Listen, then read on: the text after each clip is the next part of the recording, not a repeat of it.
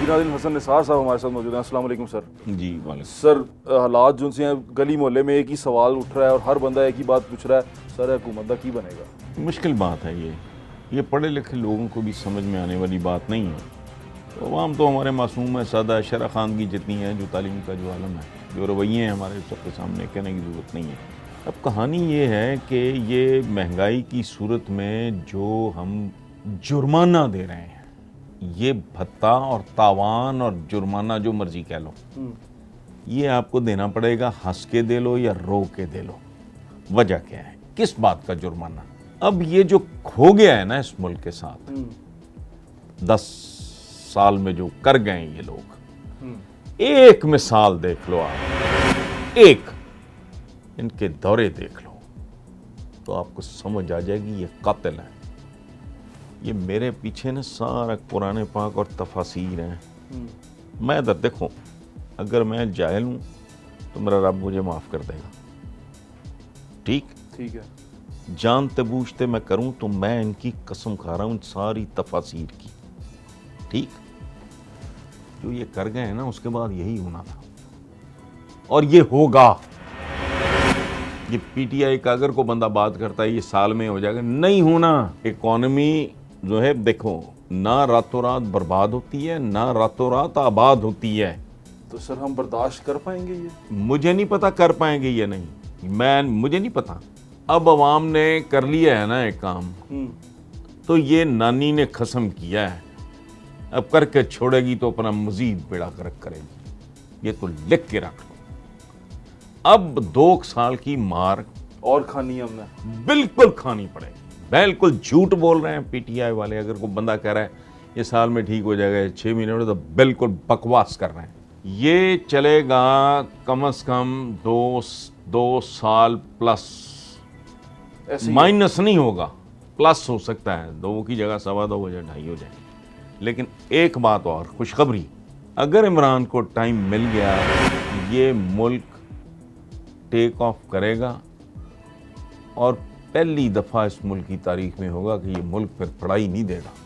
ये याद रखना, इस मुल्क का कल्चर चेंज हो जाएगा। अब देखो, ताजिर कराची में बैठ के बात कर रहे हैं, उन्होंने कहा कि जी ये जो आईडी कार्ड वो देना है 50,000 से कोई, उसने कहा नहीं होना, नहीं मना कर दिया, खत्म। अब देखो एक बात है, ये मैं as a student of economics ये बात कर रहा हूँ, मेरी फॉर्मल एजुकेशन है ही इकोनॉमिक्स की, पंजाब यूनिवर्सिटी। ठीक, इसलिए आपको मैं ये बता रहा हूँ कि इकोनॉमी ना रातों रात बर्बाद होती है ना आबाद होती है। इसको तबाह होते होते भी टाइम लगता है, इसको फिर बहाल होते होते भी टाइम लगता है। ठीक है। मरीज देखो, एक बंदा है, उसका कोई प्रॉब्लम है, उसको प्रोसीजर से गुजरना पड़ा, सर्जरी हुई, फलाना होगा, कामयाब हो गई, उसको बिल्कुल नॉर्मल हो के अपने पाँव पे खड़ा होते होते टाइम लगेगा। आप कहते हैं कि ये स्विच ऑन ऑफ नहीं है कि आपने उधर से बत्ती ऑफ की तो सारा अंधेरा हो गया, ये नहीं होना। लेकिन आपको क्या लगता है कि जो मार्केटों के इस वक्त हालात हैं, जो लोगों के हालात हैं, जहां खाने तक को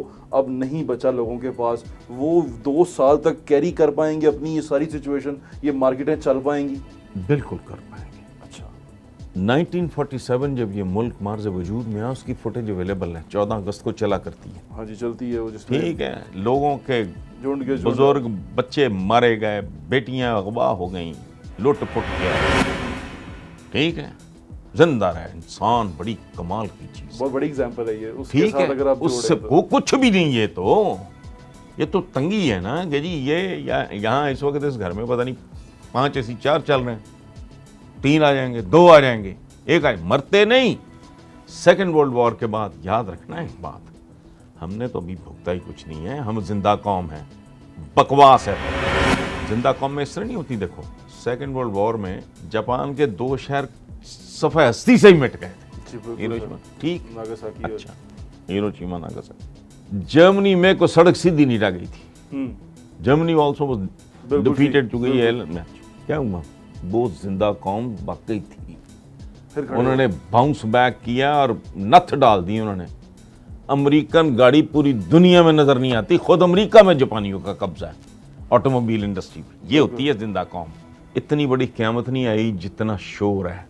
मैं हम सब की बात कर रहा हूँ। 2, 3, 4, 5, 6 हम पाकिस्तानी बैठे हैं, आप दयानतदारी से आप पांचों मुझे बताओ, मुझे कहना कि मैं झूठ बोल रहा हूँ, क्या हम आला किरदार के लोग हैं?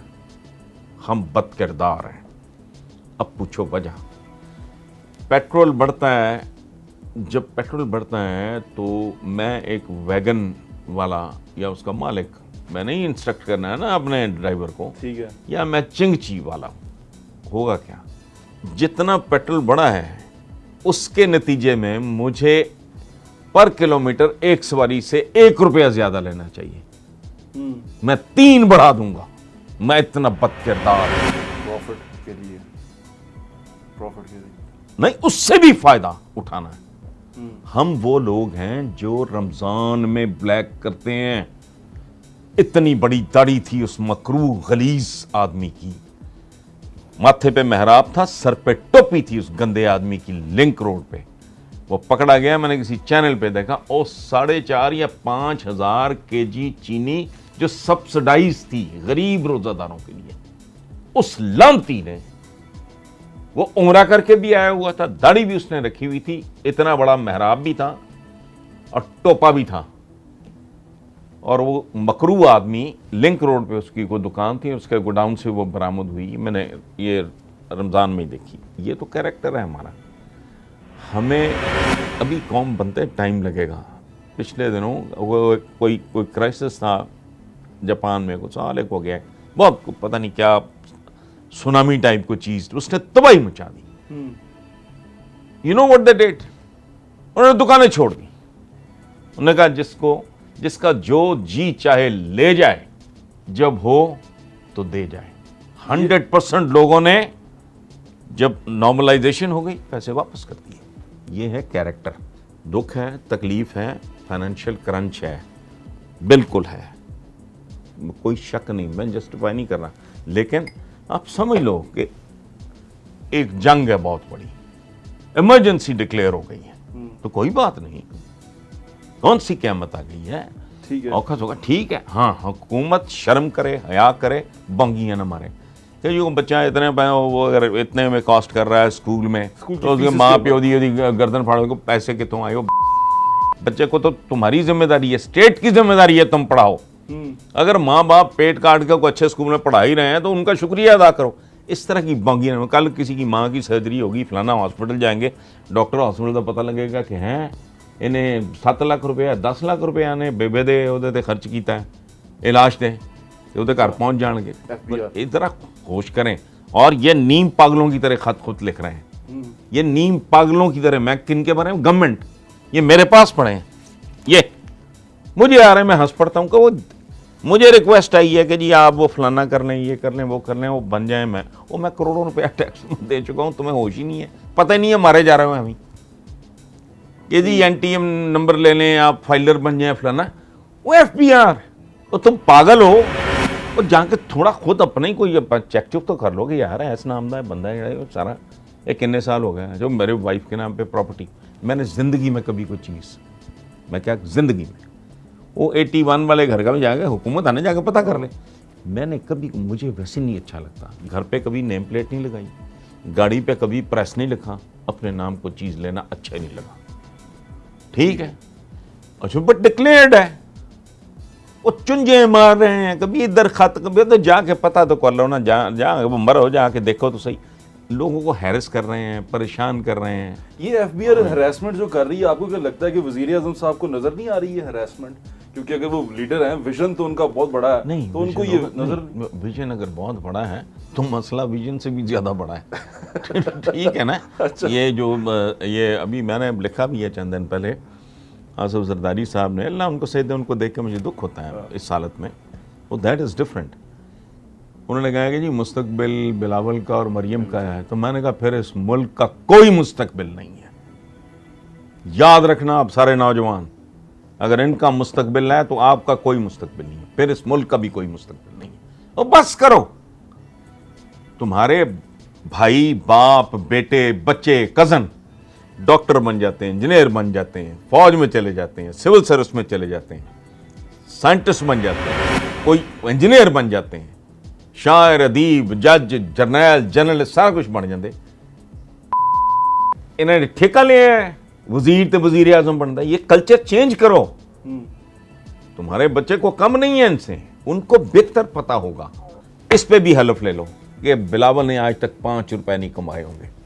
बीबी मरियम नालायक MBBS वो डॉक्टर बनना चाह रही थी, नहीं बन सकी। वो हमजा साहब तो कमा रहे हैं वैसे। नहीं वो तो फिर वो तो रोकड़ा, वो तो उससे तो फिर बहुत सारे कमा रहे हैं। हमजा साहब काफी बिजनेस करते हैं। हाँ वो तो बस ठीक है, इक़्तिदार में हो तो कारोबार क्या है फिर। शहबाज शरीफ का आपको लोग हमारे एक अमीरुल मोमिनीन को, खलीफा को हज़रत उमर ने कह दिया था। उन्होंने कहा किधर? कभी दुकान पे जा रहा हूँ। तो उन्होंने कहा हुजूर आप अमीरुल मोमिनीन हो, अगर आप दुकान पे बैठोगे हाँ तो फिर किसी और की दुकान कैसे चलेगी? ये कारोबारी ये तो नहीं है हमारे यहाँ नहीं। एनीवे असल बात ये है कि ये 2 साल का एक चिल्ला है और ये किस बात का जुर्माना देगा? आसिफ जरदारी को लेके आए, फिर नवाज शरीफ को लेके आए, और कोई तो हया करो। 80-80 करोड़ रुपया उन्होंने अपनी हिफाजती दीवार पे लगा लिया। कोई हया नहीं आती लोगों को कि अभी आए मर्सिडीज, उनको छीन के ले जानी पड़ी। दुनिया वो नहीं है। ये खुद भी जब लफ्ज बोलता है ना रियासत मदीना का, तो वो थोड़ी सी इसकी कमी है। अच्छा, रियासत मदीना के ज़माने और थे। हाँ। समझ गए हो? अब जब किसी ने मिलने आना है ना, अमेरिकन एम्बेसडर आएगा, उन्होंने सिक्योरिटी दी 10 गड्डियां वैसे होनी है। उदू ना कोई यूनाइटेड नेशन सी, ये मोटी बात ना, कोई वर्ल्ड बैंक ना, कोई फलाना ना। दुनिया एक विलेज बन चुकी थी। क्या अब कहते ग्लोबल विलेज। दुनिया एक आलमी गांव है। वो जोड़ी चख मार रहा होंदा डोनाल्ड ट्रंप, वो वाशिंगटन अपने वाइट हाउस में बैठा, वो लाइव असी तुसी देख रहे हमने। उस जमाने और लाइफ हैज एब्सोल्युटली चेंज्ड। ये एक मुख्तलिफ दुनिया है। आपको कोई सफीर मिलने आएगा, वो नाल तो वैसे 10 गड्डियां होनी, कितने बिठाओगे? अब ईरान को मुसीबत पड़ी हुई है ना, वो they want to become a nuclear power. ठीक, अमेरिका वो किधर बैठा है? उधर प्रॉब्लम हो गई। उधर तो दाएं को बाएं का, बाएं को दाएं का नहीं पता था उस दौर में। वो भाई 1450 साल पहले क्या, 100 साल पहले की जिंदगी पता करो। एक पाकिस्तान बना, ये बात कैसे इनके मुंह से निकल गई? पाकिस्तान बनने से चंद साल पहले गवर्नर हाउस में पहली बार बिजली लगी थी। ऐसी है ये बात, खान साहब के मुंह से कैसे निकल गई? नहीं, वो बेसिकली बात करता है सादगी, नहीं ऑस्टेरिटी। हाँ, वो फिलोसॉफिकल सी बात करता है कि एक ऐसी स्टेट जिसमें इंसाफ हो। तो इंसाफ तो स्कैंडिनेविया में भी बहुत है।